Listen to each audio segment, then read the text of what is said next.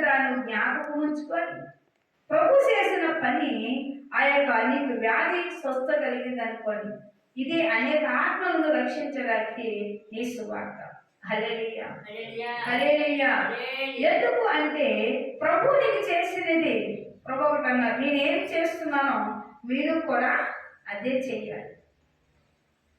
మరి అట్లా చెయ్యాలి అంటే ప్రభు చేసిన కార్యములను గుర్తించుకొని ఆ కార్యములు ఇతరులకు చెప్పినప్పుడు వారి ఏ స్థితిలో ఉన్న వారు కూడా దేవుని వైపే చూస్తూ వారు స్వస్థతన నందుతారు. చూసారా? అందుకే ఇక్కడ అంటున్నాడు, మీ కోసం ఎల్లప్పుడూ నేనేం చేస్తున్నాడో ప్రార్థన చేస్తున్నా, కృతజ్ఞతలు దేవుడికి చెల్లిస్తున్నా. తెలియకుండా వచ్చిన తెలిసి వచ్చిన చాలా విషయాలను జ్ఞాపకం చేసుకుంటే ఆ బలహీనైన వారు కొంతమంది నమ్మరు, అయినా సరే ప్రభు వాళ్ళు బాగు చేసి పంపుతారు. ఎవరు వల్ల అంటే ఇదిగో అయ్యా నేను మా సహోదరుని తీసుకొచ్చాను, నా యేసయ్య చేయగలడు అని అలా నమ్మకం ఆ విశ్వాసాన్ని బట్టి తన సహోదరుని ఏం చేస్తారండి, స్వస్థపడతారు. హల్లెలూయా. చేయలేని దేవుడు కాదు, చేతకాని దేవుడు కాదు, త్రోసివేసే దేవుడు కాదు. మన దేవుడు ఎలాంటి వాడు అంటే ప్రేమ కలిగిన దేవుడు. ఏ దేవుడు అంట? ప్రేమ కలిగిన దేవుడు, ప్రేమ ఇచ్చే దేవుడు, ప్రేమించిన దేవుడు. అట్లా నువ్వు కూడా ఉండాలి. నీ మనసులో ఏ భేదం లేకుండా, కల్మషం లేకోకుండా, కపటం లేకోకుండా, దేశం లేకోకుండా నీకు నువ్వు సరి చేసుకొని ప్రభు చేసిన పనిని నువ్వు ఇతరులకు చెప్పేవాడుగా ఉండాలి. అదే సువార్త, అదే సువార్త పిల్లలు. ఎక్కువగా నీకు చేయనిది నీకు తెలియనిది చెప్పేదానికంటే నీకు చెప్పినది నీకు ఏం చేశాడో అది చెప్పడమే సువార్త. హల్లెలూయా, హల్లెలూయా. ఎందుకు అనగా కృతజ్ఞతలు చెల్లిస్తున్నా, నా దేవుని కృతజ్ఞతలు చెల్లిస్తున్నా, నా బంధకముల యందును నేను సువార్త పక్షమున వాదించుట యందును దాన్ని సిద్ధపరచుట యందున మీరందరూ ఈ కృపలోని నాతో కూడా పాలువారై ఉన్నారు కనుక నేను మిమ్మలను నా హృదయంలోని ఉంచుకొని ఉన్నాను. హల్లెలూయా, హల్లెలూయా. కేవలము మామూలు సాదాసీద మనుషులాగా ఉంటే అప్పుడు కష్టం ఉంటుంది, దేశం ఉంటుంది.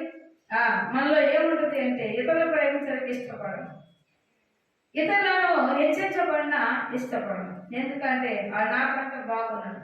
కానీ యేసయ్య ప్రేమ అంటే తెలుసా, నువ్వు బాగోవాలని కోరుకుంటాడు. హల్లెలూయా, హల్లెలూయా. నువ్వు హెచ్చరించబడాలని కోరుకుంటాడు, నువ్వు ఘనమైన వాడుగా ఉండాలని కోరుకుంటాడు. ప్రియులారా, అదే యేసయ్య ప్రేమ నీలో నిలిచిపోయింది. నీ యొక్క ప్రేమ కూడా అట్లాగే ఉంది అంటున్నాడు. హల్లెలూయా. అందుకే ఇక్కడ ఏం చేస్తున్నాడు, సువార్త పక్షం వాదించినందున దాన్ని సిద్ధపరచినందున మీరందరూ ఈ కృపలోని నాతో కూడా పాలువారై ఉన్నారు. హల్లెలూయా, హల్లెలూయా. యేసయ్య ప్రేమ అందరితోని సహవాసం కలిగి ఉన్నది. యేసయ్య ప్రేమ అందరితో సహవాసం కలిగి ఉన్నది కనుక మీరు ఎప్పుడు కూడా విశ్వాసులాగే ఉండక విశ్వాసులైన వారు దేవుని యొక్క కార్యం చేయడానికి ఒక శిశువుల వలె మారిపోవాలట. యేసుక్రీస్తు వారు పిలిచినప్పుడు వారందరూ ఎవరంటే చేపలు పట్టేవారు. చేపలు పట్టేవారు యేసయ్య నామం తెలుసా అంటే తెలీదు. జాలమైన వారిని యేసుక్రీస్తు వారు ధోని ఎక్కి వెళ్ళుచు రాత్రంతా వారు చాలా ప్రయాసపడ్డారు, కానీ ఎక్కడ ఒక్క చేప కూడా పట్టలేదు. ప్రభు ఒక్క మాట సెలవిచ్చారు, ఇదిగో ఇది లోతైన ప్రదేశం కాబట్టి ఇక్కడ వల వేయమన్నారు. ప్రభు ఎప్పుడైతే చెప్పారో రాత్రంతా ప్రయాసపడ్డామో ఒక్క చేప అయినా కూడా మేము పట్టలేదు, నీ మాట చొప్పున వేస్తున్నాము అంటూ బోధకుని అడిగి మరి వేశారు. ఎయిగా పిల్లరా ఆ ఒక్క మాట చొప్పున ధోని వల పిగిలిపోయినంతగా చేపలు విస్తారంగా వచ్చాయి, ధోని నిండిపోయింది. హల్లెలూయా, హల్లెలూయా. వారు ఏ మాట చొప్పున నమ్మారు? యేసుక్రీస్తు వారు మాటను నమ్మారు కాబట్టి ఆ ధోని నిండిపోయింది, ఆ వలంతా పిగిలిపోయినంతగా వచ్చింది. అందుకే ఇక్కడ యేసుక్రీస్తు యందున మీరున్న వారందరూ కూడా ఎలాంటి వారు అంటే పాలు భాగస్థులైన వారు. హల్లెలూయా. ఎప్పుడు విశ్వాసలా ఉండడం కాదు, మీరు కూడా యేసు ప్రభువారికి శిష్యులు అయ్యే మారిపోవాలి. అట్లా ఆయన కార్యములు మిమ్మల్ని ఏర్పరిచిన వారు వీళ్ళందరూ చల్లైన వారు. ఫస్ట్ ఆయన మాట నమ్మారు, తర్వాత అద్భుతాలు కూడా చేయగలిగారు, సూచక్రియలు కూడా చేయగలిగారు, మహత్స కార్యాలు కూడా చేయగలిగారు. కారణం ఏమిటి అంటే ప్రభు మాటను నమ్మారు, ప్రభు కార్యములు చేయడానికి సిద్ధపడి ఉన్నారు, వారు స్థిరమైన మనసును కలిగి ఉన్నారు. అందుకే ఇక్కడ రాస్తూ అంటున్నాడు, నేను ఎల్లప్పుడూ కృతజ్ఞతలు చెల్లిస్తున్నాను.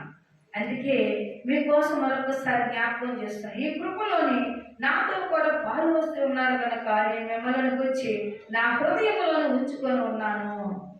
ఇందుచేతనే మిమ్మల్ని సమర్థించిన వారి గురించి ఇలాగూ భావించిన నాకు ధర్మమే.